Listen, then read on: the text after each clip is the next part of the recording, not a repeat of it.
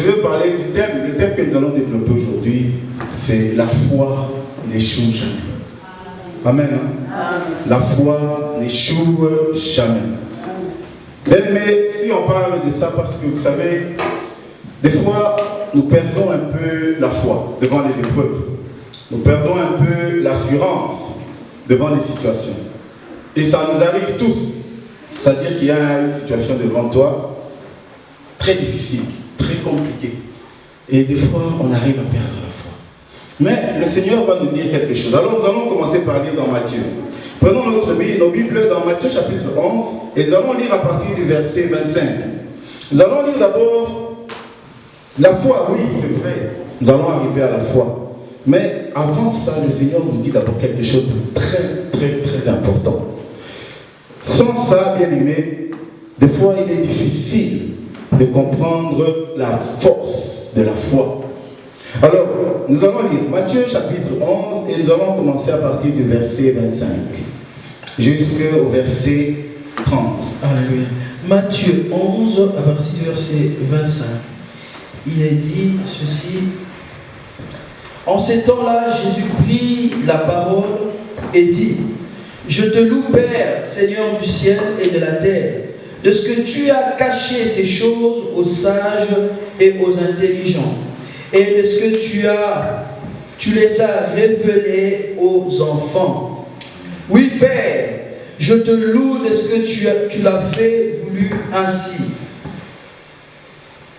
Toutes choses m'ont été données par mon Père, et personne ne connaît le Père si ce n'est le Fils.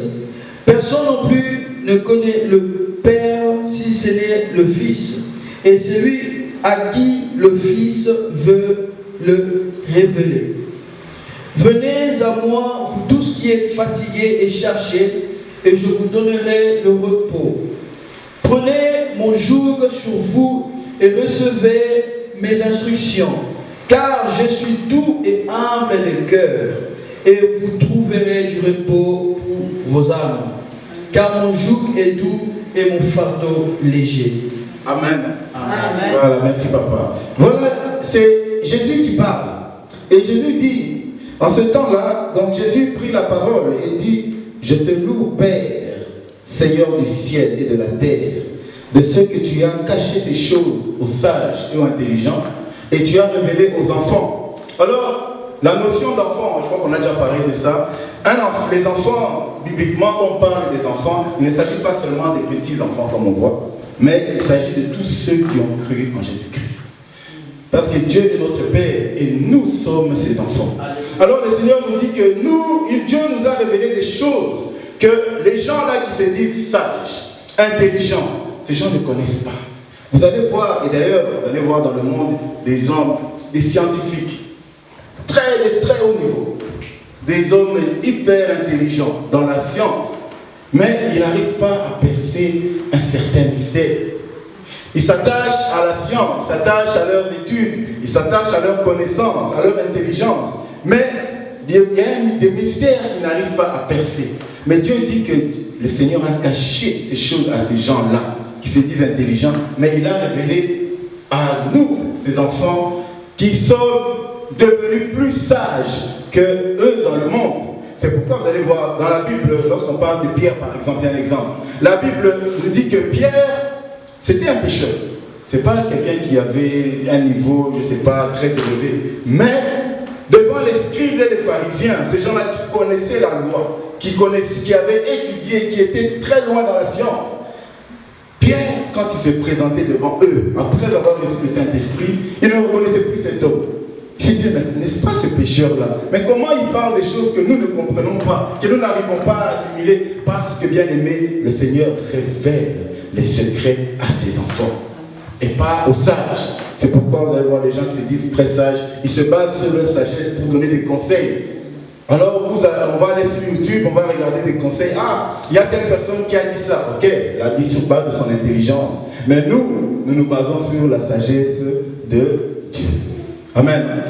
Alors le Seigneur dit, voilà, il a caché aux intelligents et il a révélé aux enfants. Oui, Père, je te loue de ce que tu as voulu ainsi. Toutes choses m'ont été données par par mon Père. Et personne ne connaît le Fils si ce n'est le Père. Personne ne connaît le Père si ce n'est le Fils. Et celui à qui le Fils a révélé. C'est-à-dire que pour connaître Dieu, nous connaissons Christ. Et Christ nous révèle qui est véritablement Dieu. Amen. Hein?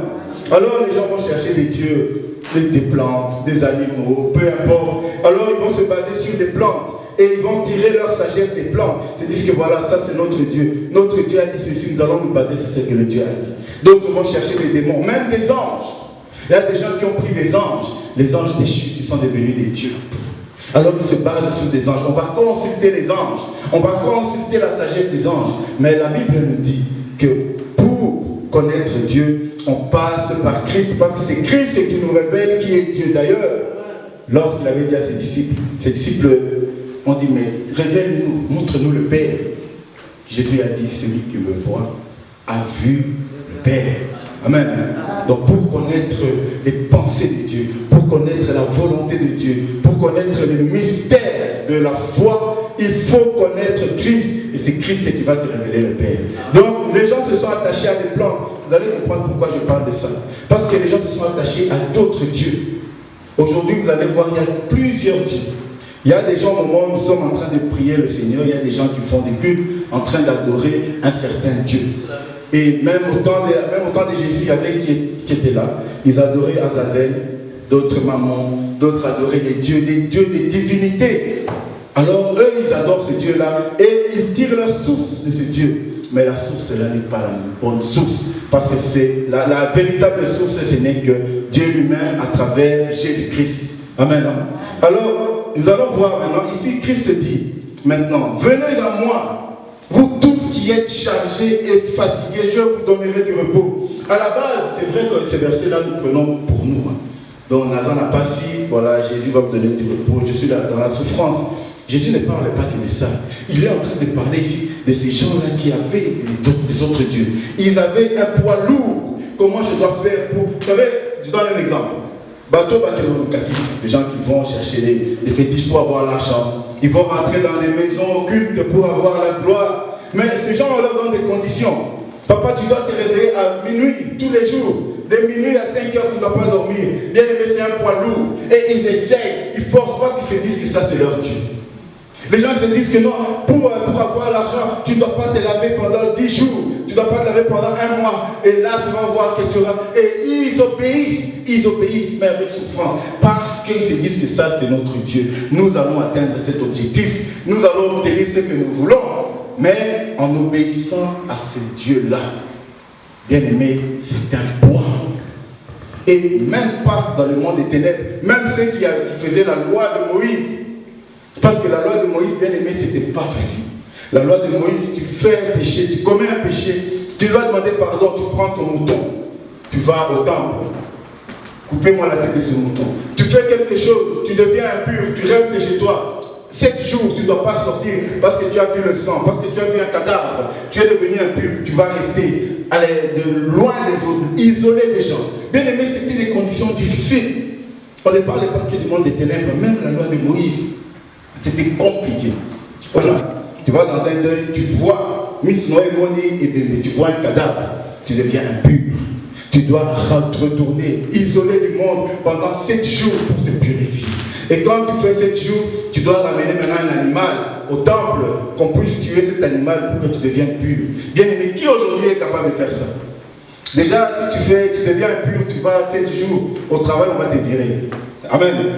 On va te virer parce que tu vas expliquer quoi au travail? Que non, j'étais impur. Amen. Tu vas expliquer quoi au boulot? Que j'étais impur? Voilà la loi de Moïse. C'était difficile.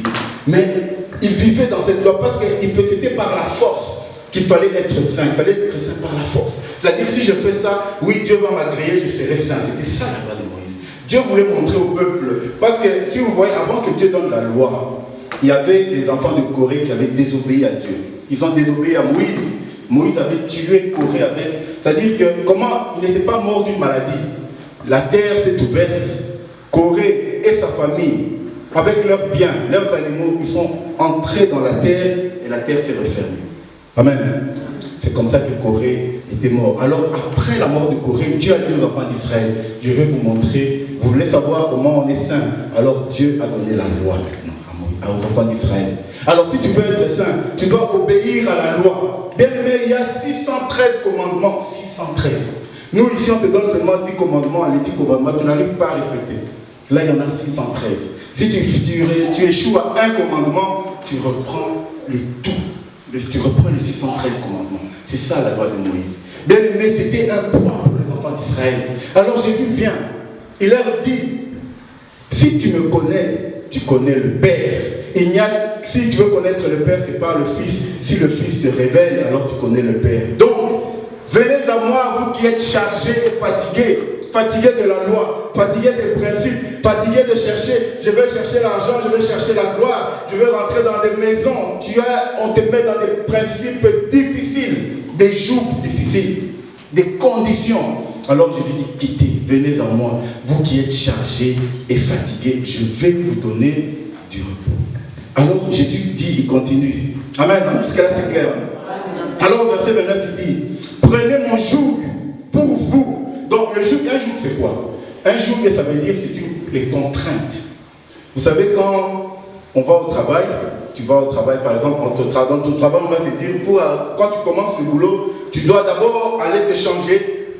Une fois que tu te changes et puis tu vas pointer. Si tu pointes, tu dois prendre ta pause à telle heure. Bien aimé, tout ça ce sont des contraintes. C'est un joug. Donc il faut respecter, des fois c'est difficile. Parce que tu as envie d'aller manger, mais tu te dis, mais c'est pas encore l'heure de la pause, moi j'ai faim. C'est un joug. Amen.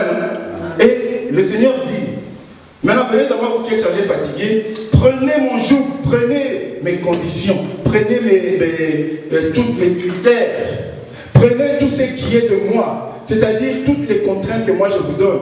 Et il dit, prenez sur vous et recevez mes instructions, car je suis doux et humble de cœur. Vous trouverez du repos pour vos âmes. Le repos pour vos âmes. Bien aimé, vous savez, on ne sait même pas. Imaginez-vous un peu. Essayez de penser. Hein. Tu es rentré 3000 ans, 2000 ans en arrière. Tu rentres maintenant en Israël, dans le temps de Moïse. Imagine-toi maintenant, tu es là, tu as ta femme, tu as tes enfants, et toi, tu deviens impur. On te dit de te séparer de tes enfants pendant 7 jours. Bien aimé. Est-ce que vous pouvez imaginer un peu là? C'était pas facile parce que tu dis que maintenant, mais j'ai envie d'être là, mais cette loi m'oblige de rester. Vous croyez que les gens ne râlaient pas? Ils râlaient. Ils n'étaient pas à l'aise. Mais pourquoi tout ça? Pour que Dieu dise que je suis saint, pour que Dieu même je dois faire ça. Mais c'est difficile. Alors Jésus dit, venez à moi, je vais vous donner du repos. Parce que mon joug à moi, mes critères à moi sont douces. Et il va rajouter au verset 30, il dit, car mon joug est doux et mon fardeau est léger. Amen. Amen. Le fardeau de Jésus est léger. Jésus ne te demande pas, va là-bas pendant 7 jours. Jésus ne te demande pas, va chercher un taureau, va chercher un mouton. Déjà, on te dit, amène une vache. Où est-ce que tu vas trouver la vache? Aujourd'hui, là, tu dis, amène-moi une vache. Papa, je vais trouver la vache. Où est-ce que je vais trouver la vache? Même la poule, pendant son bas. Où est-ce que je vais trouver? Mais c'était ça, la loi de Moïse. Alors Jésus dit, mon joug à moi est léger. Donc le jour de Jésus, c'est quoi? Crois en Jésus, accepte-moi comme ton Seigneur et Sauveur, et tu es sauvé. Amen. C'est tout ce qu'il demande. Les conditions de Jésus ne sont pas compliquées. Accepte, crois en moi, et tu verras le Père. Crois en moi et tu seras sauvé. Amen. Amen. C'est ça le jour. Et alors Jésus dit, mais vous faites des complications dans vos vies, vous allez de gauche à droite, allez chercher des solutions. La solution est simple. Amen. Crois en moi, tu seras sauvé. Mon joug est simple, il est léger. Amen.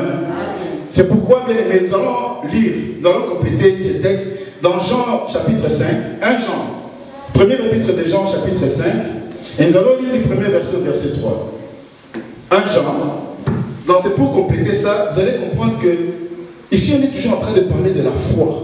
Mais si on veut parler de la foi, nous devons comprendre d'abord que le joug, parce que nous sommes dans un monde rempli de joug. Imaginez ces gens-là qui se disent, je crois qu'on a déjà connu au moins 1000 personnes, ou à Kota Bamakambouana, ils rentrent et se disent, je ne peux même pas dormir, je ne dois pas fermer les yeux la nuit. Tout ça pourquoi? Pour que j'aie l'argent et qu'on me voit que je suis boss, je suis patron, mais je ne dors pas la nuit. Mais pas mon arrêt, je suis boss. Mais quel jour Quel jour, bien-aimé. Mais il accepte parce qu'il veut. Maintenant que Jésus dit, mais tu peux être aussi boss en acceptant seulement Jésus comme Seigneur et Sauveur. Il va te ramener au comme il peut boss. Amen. Tu deviens aussi bien ce que tu veux juste avec le nom de Jésus. Vous savez, bien-aimé, on est là. On est là. C'est pourquoi on ne peut jamais envier les gens. Tu marches dans la rue, vous savez, aujourd'hui nous sommes là. Nous achetons des voitures. C'est un exemple. Pour ça, on n'est pas rentré dans des maisons. Mais il y a des gens pour acheter la même voiture que tu as, rouler avec la même voiture que tu as, il est rentré dans des conditions. Des conditions. Il ne peut pas faire ceci, il ne peut pas manger ça. Tout ça pour acheter la même voiture que toi tu as, alors que toi tu as juste Jésus. Il t'a ouvert les portes. Te voilà avec ta maison, te voilà avec ta voiture, avec ta famille, avec tout ce que tu pouvais avoir. Juste parce que tu as le nom de Jésus. Mais lui, il a les mêmes choses que toi. Mais il est allé chercher ça dans des conditions, bien-aimés. Vous n'imaginez pas. Il y a un frère, il y a longtemps, il priait chez les malades. Et à l'époque, bien-aimé, il avait demandé sa prière. Il dit, Dieu, ouvre-moi les yeux, que je puisse voir vraiment le monde invisible, s'il existe. Il y a des prières qu'on ne demande pas à Dieu. Bien-aimé, un jour, Dieu l'a ouvert les yeux. C'est ce qu'il avait cherché. Bien-aimé, quand il marchait, il voyait quelqu'un dans une voiture, une belle voiture.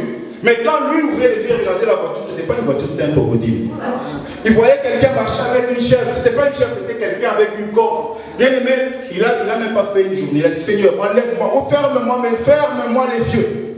Bien-aimé, il a demandé, et le Seigneur lui a refermé les yeux. C'est pourquoi, bien-aimé, vous savez, il y a des choses qu'on voit. Nous, avec les yeux humains, naturels, nous voyons des choses. Mais spirituellement, nous ne savons pas ce que c'est. Toutes les voitures que nous voyons ne sont pas nécessairement des voitures.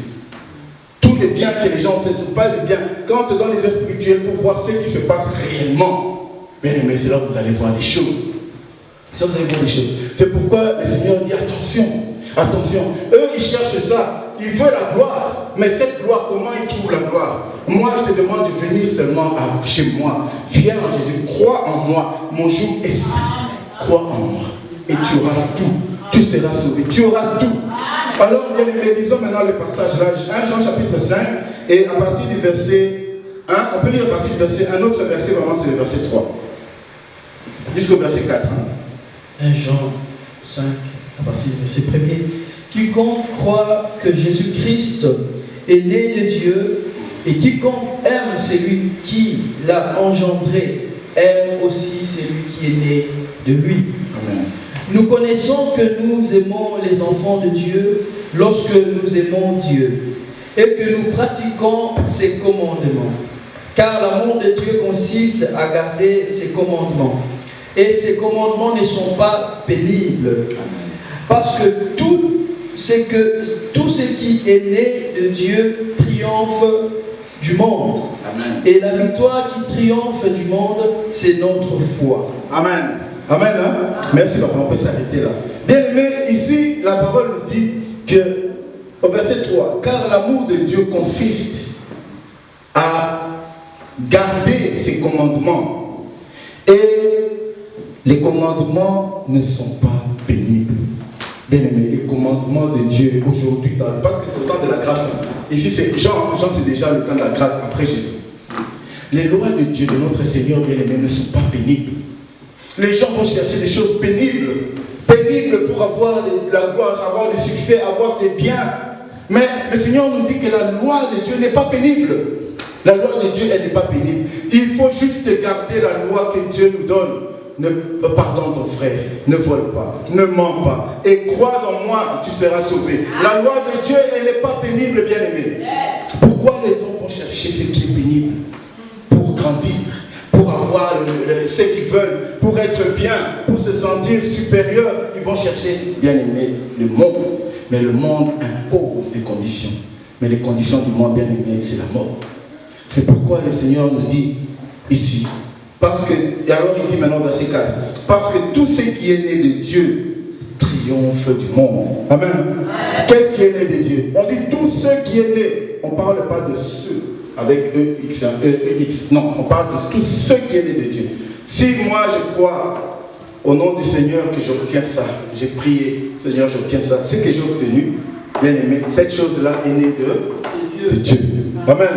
Si aujourd'hui j'étais là, j'étais dans la souffrance et je me suis plié, j'ai fléchi mes genoux. Seigneur, donne-moi aujourd'hui un travail pour que ma famille puisse avoir de quoi manger, pour que je vive. Le Seigneur te donne un travail. Ce travail-là, bien aimé, ce travail est né de Dieu. Amen. Alors Jésus nous dit, tout ce qui est né de Dieu triomphe sur le monde. Parce que le monde, quand tu vas aller chercher au Keluka monde, il y a dans les fétiches, au Keluka Kiss. Tu veux chercher les gris-gris, allez, pour qu'on te maintienne ministre, ok? Tu seras ministre, mais pour combien de temps? Avec quelles conditions? Et quelles seront les retombées? Amen. Parce que tu es allé chercher par le monde. Bien aimé, le monde va t'amener dans une gloire. Le diable, c'est ce qu'il fait. Il te fait monter là-haut. Tu te dis, bon, ici, je peux encore sauter. Mais le diable, il est rusé. Il va te faire monter très. Et là, tu ne sais plus sauter. Ta vie est saine. Tu ne sais plus comment sortir de là.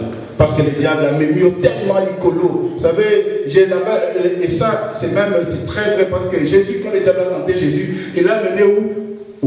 Au-dessus du temple, sur le sommet du temple. Le temple, la hauteur du sommet, le sommet du temple faisait presque 11 mètres. Et il a dit à Jésus, saute. 11 mètres. Donc tu vas sauter, c'est pourquoi? Pour que tu meurs. Tu vas sauter, tu meurs. Et après, le diable, qu'est-ce qu'il va dire? Ce n'était pas ma faute, c'était lui. Et c'est ça. Quand on parle le nom de Dieu, tout ce que tu as va triompher sur le monde. Si le Seigneur t'a donné une famille, il t'a donné des enfants par la grâce de Dieu, ces enfants-là, bien aimés, le Seigneur va les amener jusqu'à la gloire, jusqu'au succès, jusqu'à la réussite. Parce que ça, c'est le monde, c'est Dieu qui a conduit. Ça va triompher tout ce que le monde a mis. Bien aimé, il y a des gens qui sont allés chercher des enfants en rentrant et pas en Inde. Ils sont rentrés chez des féticheurs. Je veux les enfants. Ouais, tu vas avoir peut-être, mais ces enfants-là, c'est là où tu vas avoir des problèmes, des soucis, la drogue, tous les problèmes vont suivre. Parce que bien aimé, c'était le monde. Alors la Bible nous dit que tout ce qui est né de Dieu triomphe sur le monde. Amen. Tout ce qui est né de Dieu. Alors pourquoi le Seigneur dit, alors vous allez chercher le monde, mais venez en moi, vous tous qui êtes chargés, fatigués, moi je vais donner le repos de vos âmes. Parce que quand vous allez venir en moi, tout ce que vous allez obtenir de moi, ça va triompher sur le monde. Amen. Et c'est pourquoi il dit, il rajoute ici au verset 4, et la victoire qui triomphe du monde, c'est la foi. Amen. La victoire qui triomphe du monde, c'est la foi. Ça veut dire, quand tu as demandé, bien aimé, tout ce qui est né de Dieu, ça veut dire quand tu as demandé à Dieu, tu as demandé par la foi. Quand tu as obtenu quelque chose de Dieu, tu as obtenu par la foi. Lui, il a obtenu par les jours du monde. Il a obtenu par les jours du monde. Il va commencer à un moment, le monde va les réclamer, ça va s'arrêter. Mais toi, par la foi, qui as obtenu, c'est de Dieu, le Seigneur va t'amener de gloire en gloire, de succès en succès. Parce que tu as obtenu, bien aimé, et tu as eu la foi. Alors, bien aimé, c'est pourquoi la Bible nous dit que la victoire du triomphe sur le monde, c'est la foi. Bien aimé, c'est pour ça que la foi n'échoue jamais. Amen. La foi n'échoue jamais. Lorsque nous avons la foi, nous allons triompher sur le monde. Celui-là va te dire, c'est moi, regarde, on a des amis comme ça. Des amis t'appellent, tu vois ici, regarde, on a des voitures ici, tu vois. Mais ici, toi, ici avec ton travail, tu as demandé à Dieu, Seigneur, donne-moi. Le Seigneur t'a donné. Vous savez bien aimé, ce n'est pas parce qu'on est en Europe seulement.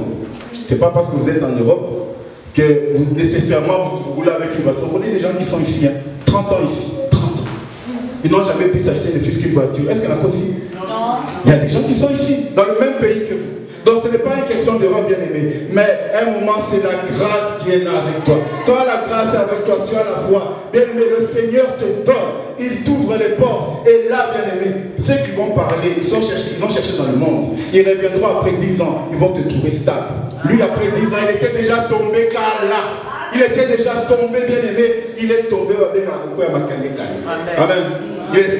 Il était déjà tombé. Parce qu'il est allé chercher dans le monde. Toi, tu le revois après 10 ans. Oh, tu es là? Oui, toujours là. Toujours là. Parce que le bien-aimé, ce qui vient de Dieu triomphe. La foi triomphe toujours. C'est pourquoi c'est utile d'aller chercher, bien-aimé, la gloire dans le monde. Parce que la foi que nous avons, la foi permet de triompher sur tout ce qui vient du monde. Alors, c'est ainsi que le diable rusé qu'il est. Lorsque tu as un travail, par exemple, on viendra te solliciter. Mais écoute, tu sais, tu veux évoluer, tu veux être bien. Viens chez nous. Viens signer des contrats avec nous. Viens. Et quand tu vas aller là-bas, bien aimé, le diable est rusé. Ça veut dire qu'il a volé le triomphe du monde, de l'éternel. Le triomphe là qui est la foi. Il a volé ce triomphe et il t'a donné la gloire du monde. Et quand tu prends la gloire du monde, ça va s'arrêter. Ça va s'arrêter. Et même si vous voyez des gens qui vont avec jusqu'à la fin de leur vie, regardez maintenant la suite. Regardez la descendance. Regardez la suite, bien aimé. Parce que le diable, il te donne, et nous avons vu que le diable, quand il te donne, il va te crever un œil. Ça veut dire qu'il va prendre et toi, tes enfants, tes petits-enfants, tes générations. Parce que tu as signé un pacte avec lui. Bien aimé, si nous voulons triompher, ce n'est que par la foi. Ce n'est que par la foi. Alors, bien aimé, la foi n'échoue jamais. Amen. Lorsque tu as la foi devant n'importe quelle situation, bien que ce soit difficile, même si ça paraît difficile, peut-être même impossible, peut-être même de vue, tu te dis que c'est impossible. Mais lorsque tu as mis ta foi à l'épreuve et que le Seigneur t'a répondu, même si tu ne vois pas, même si tes yeux ne voient pas encore, mais tu sais déjà que tu as triomphé. Amen. Tu sais déjà que tu as triomphé. La Bible nous dit qu'Abraham avait reçu la promesse de Dieu. Abraham est mort. Il n'a pas vu cette promesse, mais Abraham savait qu'il avait déjà triomphé. Bien aimé, est-ce qu'il avait échoué? Non. On a vu Isaac. Il a dit, je te donnerai ce pays. N'est-ce pas qu'Israël se trouve dans le pays? La promesse est accomplie. Amen. Abraham n'a pas vu cette promesse-là. Mais bien qu'il était mort, il était dans ce qu'on appelle la foi. Bien aimé, la foi. Et d'ailleurs, on peut lire la définition de la foi, si vous voulez. Dans Hébreu chapitre 11, verset 1. Hébreu chapitre 11, au verset 1. La définition de la foi. Abraham n'a pas vu. Abraham n'a pas vu. Le Seigneur lui a dit que je te donnerai une multitude. Oui, cette multitude, Abraham a vu seulement Isaac, un enfant. Il s'est dit, bon, si c'était aujourd'hui, on va se dire, Seigneur, multitude d'amour, car mon amour, c'est ça la multitude. Mais regarde aujourd'hui Israël. Ce qui tient le monde aujourd'hui, c'est le monde est tenu par Israël, qu'on ne le veuille pas. Les Américains, là, quand vous allez aux États-Unis, les Américains, ceux qui tiennent l'Amérique, c'est qui? Ce sont les Juifs. Qu'on ne le veuille pas, ils sont là. La promesse de Dieu s'est accomplie. Amen. Partout, ils sont là. C'est eux qui tiennent l'économie de plusieurs pays, des grandes puissances. Qu'est-ce que vous voulez? La promesse est accomplie. Oui, papa, on peut lire Hébreu chapitre 11, à partir du verset 1 jusqu'au verset 3, on peut s'arrêter. Or, la foi est une ferme assurance des choses qu'on espère, oui. Une démonstration de celles qu'on ne voit pas. Pour l'avoir possédée, les anciens ont obtenu un témoignage favorable. C'est par la foi que nous reconnaissons que le monde a été formé par la parole de Dieu, en sorte que ce qu'on voit n'a pas été fait de choses visibles. Amen, papa. On peut s'arrêter là. Amen. Donc, or, la foi est une ferme assurance des choses qu'on espère, une démonstration de celles qu'on ne voit pas. En d'autres termes, la foi, ça veut dire que c'est croire que ce que tu ne vois pas est déjà accompli. C'est croire que ce que tu n'as pas encore touché, tu l'as déjà. C'est croire que la promesse qui t'a été donnée est déjà accomplie. Bien aimé, c'est ça la foi. Alors lorsque toi tu marches dans la foi, bien aimé, tu as la foi. Ça veut dire que même si la tempête vient, même si les problèmes viennent, même si tu ne vois plus clair, tu commences à voir flou, tu te poses des questions, tu pleures, mais tu sais que ça va s'accomplir. Je pleure, mais je sais que ça va s'accomplir. Ça ne va pas, mais je sais que ça va s'accomplir. Amen. C'est ça la foi. Ça veut dire que j'ai la ferme assurance que la chose qu'on m'a dit va s'accomplir. Même si ça ne va pas. Bien, le problème, c'est que nous nous basons sur le présent. Nous nous basons sur ce que nous voyons présentement. Bien aimé, si Abraham voyait seulement le présent, il n'allait jamais quitter sa vie. Amen. Il n'allait jamais quitter sa vie. Mais parce que tu te dis, va, mais toi tu vas partir dans l'endroit où il n'y a même pas place aux autres. Tu pars seulement parce que Dieu a dit, mais non, je ne vais pas partir. Là où je suis bien. Pourquoi je vais aller dans un endroit que je ne connais pas? Si c'était seulement pour le présent, bien aimé, Abraham ne serait pas le père de la foi. Si c'était seulement pour le présent, bien aimé, Moïse allait dire aux enfants d'Israël, et aux enfants d'Israël qui ont quitté l'Égypte, Retournons seulement. Nous sommes regardés, il y a la mer, on ne peut rien faire. Retournons. Ça, c'était le temps présent. Mais Moïse, bien aimé, avait déjà vu. Il avait la foi. Il avait déjà vu la libération. Donc, ce n'était pas la mer qui pouvait l'arrêter. Amen. Donc, c'est-à-dire que quand tu as une situation malheureuse qui est devant toi, ce n'est pas ça qui va t'arrêter. Vois ça comme la mer devant Moïse. Cette mer-là s'est fendue en deux, s'est ouverte. Amen. C'est-à-dire que quel que soit le problème, quel que soit le blocage, quelle que soit la situation, Dieu a créé pour toi un passage. Il a créé un sillon. Amen. Il a un sillon. Ce sillon-là, tu l'obtiens par la foi. Parce que tu as cru. Tu as cru. Et tu te dis que même si là c'est bloqué, mais je sais qu'il y a un passage. Le Seigneur va me révéler le passage. Où est le passage? Alors que se passe ici. Mon fils, tu es libéré. Amen. Bien aimé, la foi. La foi, vous savez, nous sommes déjà même notre venue sur la terre. Moi j'ai un témoignage, en fait c'est une vision que j'ai eue. Bien aimé, ça s'est passé quand j'étais encore dans le ventre. J'étais encore bébé dans le ventre. Bien aimé, le Seigneur m'a révélé une fois quelque chose. Et ce jour-là, quand j'avais demandé, après avoir vu ce songe, quand j'ai posé la question à ma mère, ce jour-là, elle était tellement triste. Elle m'a demandé comment tu le sais. Ben, je ne sais pas, c'est Dieu qui m'a révélé. Dans un songe.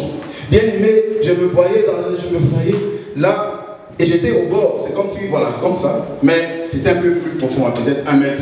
Bien aimé, et j'étais là, comme ça. Il n'y avait pas de place derrière moi, c'était un mur. Et je voyais des lions, des tigres, qui essayaient de sauter pour m'attraper. Ils n'arrivaient pas. Amen. Moi, j'étais là. Il n'y avait pas de place, comme ça. Ils sautaient, ils essayaient.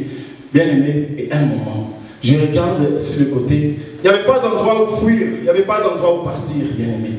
J'ai vu juste là une petite fenêtre qui s'est ouverte. J'ai vu une main. La main m'a dit, viens. Bien aimé, j'ai tenu cette main-là. Je suis rentré dans cet endroit. Et arrivé là, on m'a dit, j'ai trouvé une dame qui était assise. Elle m'a dit, tu as survécu à 9 mois. 9 mois, c'est quoi? La grossesse. Amen, hein? Amen. Tu as survécu à 9 mois. Bien aimé, c'est-à-dire que si ce n'était pas la grâce de Dieu, bien aimé, je ne serais même pas né. Je n'aurais pas pu survivre à ces 9 mois. Amen. Mais la main là qui est apparue, bien aimé, c'était la main de Dieu qui m'a attiré, qui m'a trouvé un chemin. Bien aimé, c'est comme ça que Dieu va fonctionner avec toi, parce que tu as cru en lui. C'est-à-dire même là où ça devient impossible, là où il n'y a plus d'issue, bien aimé, le Seigneur va te tendre la main. Il va te faire passer par un petit chemin, et là tu seras sauvé. C'est pourquoi nous devons garder la foi. Que les problèmes ne viennent pas. Les problèmes, c'est le présent. Regardons toujours au-delà des problèmes. Au-delà, parce que le Seigneur, sa parole est véritable. Quand il dit, venez en moi, vous qui avez ce fardeau, vous qui avez ces problèmes, qui avez ces soucis, qui avez ces difficultés, vous ne vous en sortez pas, venez en moi. Et vous allez voir, je vais donner le repos de vos âmes. Vous allez trouver la paix de vos âmes. Aujourd'hui, les gens sont rentrés dans des maisons. Ils sont rentrés dans des jours du monde, parce qu'ils voyaient que leur présent ne marchait pas. Ils ont vu que dans leur présent, qu'est-ce que je vais faire? Je ne sais pas nourrir mes enfants, regarde. Et vous savez, la plupart, ça c'est une parenthèse, la plupart des grands artistes que nous voyons dans le monde aujourd'hui, la plupart, si vous regardez bien leur histoire, ce sont des gens qui ont vraiment souffert dans leur enfance. Et on se demande pourquoi. Pourquoi ces gens-là qui ont beaucoup souffert sont devenus des grandes stars? Quand ils vous parlent de leur histoire, bien aimé, parce que c'était des maillons faibles. Ah, celui-là, il est en train de souffrir, le diable viens. Tu veux, viens réussir, viens. Et il va rentrer. Bien aimé, une fois qu'il est là-bas, c'est fini. C'est fini. Alors le Seigneur te dit, toi tu as connu mon nom. Si tu as connu Dieu, c'est parce que moi, Christ, je suis. À travers moi, tu connais le Père. Alors tu viens à moi et tu auras le repos de toi. Je vais te donner. Le monde peut aller chercher, mais toi, ce que je te donne, ça sera là. Et ça sera maintenu. Quand Dieu a mis Joseph au sommet de l'Égypte, jusqu'à sa mort, bien aimé. Il était là jusqu'à sa mort. Est-ce qu'on peut imaginer? Donc, le Seigneur l'a maintenu à ce poste-là. Mais pendant des années. Le Seigneur sera fidèle à toi jusqu'à la fin. Jamais il va t'abandonner. C'est pourquoi, bien aimé, nous devons garder la foi. La foi n'échoue jamais. Jamais. Celui qui a la foi est déjà dans la victoire. La foi n'échoue pas. Alors, bien aimé, que le monde ne vienne pas nous tromper. Parce que les déceptions du monde, des fois, nous fatiguent. Les problèmes du monde, ça nous fatigue. Tu n'as plus envie d'avancer parce que tu es tellement déçu. Tu es fatigué. Tu te dis que ça ne va plus. Bien aimé, ça c'est le monde. Mais si tu as la foi, le Seigneur te dit qu'aujourd'hui que la foi triomphe sur le monde. Quels que soient les problèmes, quelle que soit la maladie, quels que soient les soucis, bien aimé, avec la foi tu vas triompher. La Bible nous dit que Pierre et l'apôtre Paul étaient là. Vous savez que Paul, la Bible dit qu'il avait une écharpe. On n'a pas précisé c'était quoi, mais il avait quelque chose qui dérangeait son corps physiquement. Il était malade. Mais il a dit, j'ai prié Dieu 3 fois pour que cette écharpe quitte, pour que cette maladie me quitte. Le Seigneur lui a dit, ma grâce te suffit. Amen. Ça veut dire que malgré cette maladie-là, tu vas continuer à prospérer. Ça veut dire que cette maladie sera là, mais elle ne va rien te faire. Amen. Elle sera là, mais elle ne va rien te faire. Même si elle n'est pas partie, elle est là, mais elle ne te fait rien. Bien aimé, parce que ça, c'est la grâce de Dieu. Vous imaginez Paul, la Bible dit qu'il passait juste son vêtement qui touchait quelqu'un, la personne était guérie. Mais lui-même, est resté avec ça. Il a dit, j'ai prié 3 fois. Seigneur, enlève-moi cette maladie. Dieu lui a dit, ma grâce te suffit. Amen. Ma grâce te suffit. Des fois, il y a des situations qui sont là, bien aimées. L'Éternel n'a pas besoin d'enlever cette situation. Il a peut-être envie de laisser seulement cette situation pour que son nom soit glorifié. Pour moi, dire, mais comment il évolue avec cette situation-là? Comment elle avance avec cette situation? Comment elle prospère malgré cette situation? Parce que cette situation-là, c'est un témoignage de la gloire de Dieu. Parce que tu as la foi. Amen. La foi n'échoue jamais, bien aimé. Revenons dans la foi. La foi, bien aimé, c'est ce qui nous donne le triomphe sur le monde. L'ennemi, le but de l'ennemi, c'est de triompher sur nous. Ça veut dire que tu vas chercher tes solutions ailleurs. Tu vas chercher tes solutions dans le monde. Mais ces solutions seront de courte durée. Mais lorsque tu as Dieu, bien aimé, lorsque nous avons la foi va triompher sur ce que le monde a dit, sur ce que le monde a prévu, sur ce que le monde a déterminé pour ta vie, bien aimé. Tu vas triompher parce que tu as la foi. Alors, restons dans la foi, bien aimé. C'est extrêmement important. Donc la foi est la ferme assurance des choses qu'on ne voit, on n'a pas encore vues, qu'on ne connaît pas encore. Tu ne sais pas encore comment sera ta vie, mais au fond de toi, tu as la foi que ma vie sera bonne. Tu n'as pas encore d'enfants, mais tu sais, au fond de moi, l'Éternel me donnera des enfants.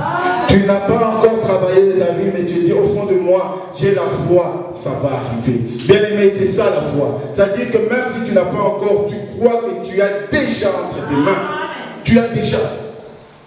Arrêtons de nous baser sur le présent, arrêtons de regarder le passé. Le passé, c'est la chose la pire des choses qui arrivent. Quand on regarde le passé, bien aimé, c'est ce qui va t'empêcher même de croire. Souvent, quand on regarde notre passé, tu te dis, ça c'est moi. Non, moi je ne serais pas arrivé là-bas. Non, moi comme ça, non. Bien aimé, ça c'est la pire des choses. Notre regard doit être fixé vers l'avenir. Le Seigneur lui-même a dit, il a dit, je pardonnerai, je ne regarderai plus, je ne me souviendrai plus de leurs péchés. Donc le Seigneur ne va même plus se souvenir de ce passé. Le Seigneur a déjà un objectif pour toi. Reste fixé sur l'objectif et garde la foi dans tout ce que tu fais. Le Seigneur va te conduire. Amen. Hein? Voilà, que Dieu vous bénisse.